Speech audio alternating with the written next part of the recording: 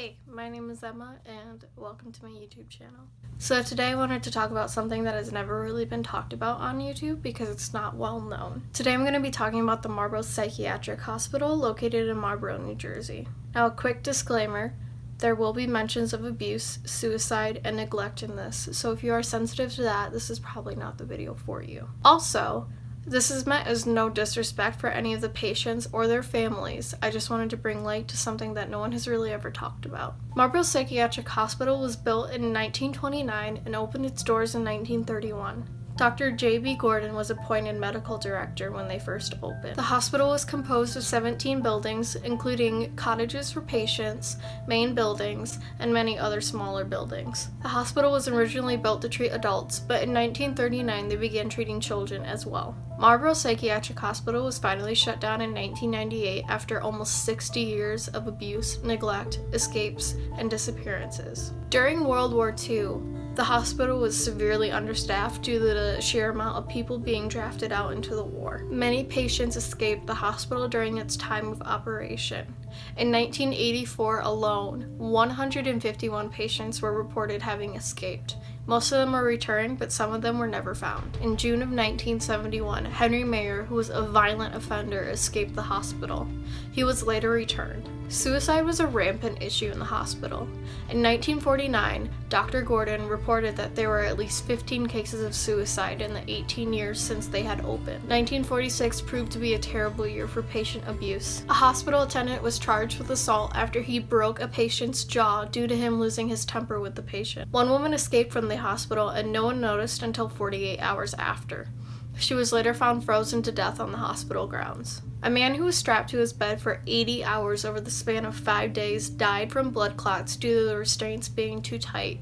These types of restraints were supposed to be loosened every 2 hours to prevent blood clots. In 1979, 131 patients fell ill due to food poisoning. 4 of them ended up dying because the food poisoning was so severe. Oftentimes when the patient would die, the doctors would perform autopsies on them without the family's permission. This was against the law, and it is still against the law today. In the span of almost 60 years, 1,500 people died in the hospital's care. The hospital cemetery was originally part of the plans, but the way that they executed the cemetery was less than dignified. Each gravesite is marked with a very small numbered marker made out of either cement or metal. There are over 900 gravesites on the hospital cemetery. None of the people buried here ever had any family claim them. Now, there were quite a few urban legends linked to this hospital, but there is one that really stands out. One urban legend goes as this. A farmer named Allen owned the land that the hospital was built upon. His 500-acre farm had been in his family for generations, but the state wanted the rural property for their new hospital. Mr. Allen refused the sale, but this didn't matter to the government. They seized his property and kicked him off his land. This took Mr. Allen's livelihood away, and having lost everything he owned, it is said he went mad. Once the hospital was complete, staff began to see Mr. Allen wandering the property late at night, muttering to himself. As time passed, he became more irrational.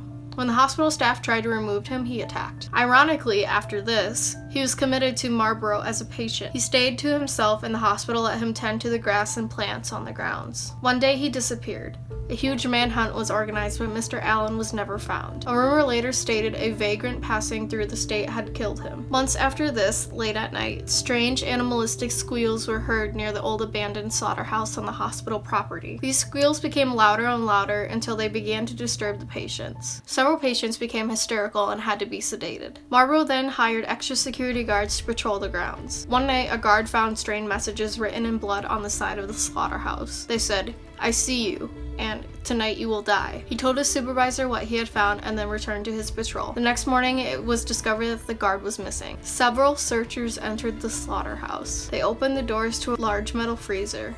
Inside, they saw the missing guard's body hanging from a hook. He was covered in blood and his head was missing. In his place was a severed pig's head. The murderer was never found, but after several witnesses saw the ghost of Farmer Allen poking his head out of a hole in the slaughterhouse roof, it was believed his ghost must have killed the guard. The slaughterhouse was torn down shortly after the rest of the hospital buildings were demolished. There are 3 missing persons cases that are active today that are linked to the psychiatric hospital. Sandra Cifuentes was a patient at the hospital and went missing from the hospital on May 11th, 1997. Mark Enders was a patient at the hospital and was last seen on November 12th, 1993, leaving the hospital. Richard Hudson was a patient at the hospital and went missing from the hospital on March 9th, 1991. None of these people have ever been found. If you do know something, please contact the local authorities and let them know so that their family can have the peace that they deserve. So that's the Marlboro Psychiatric Hospital. I couldn't go into too much detail or else this video would have been like 5 hours long, but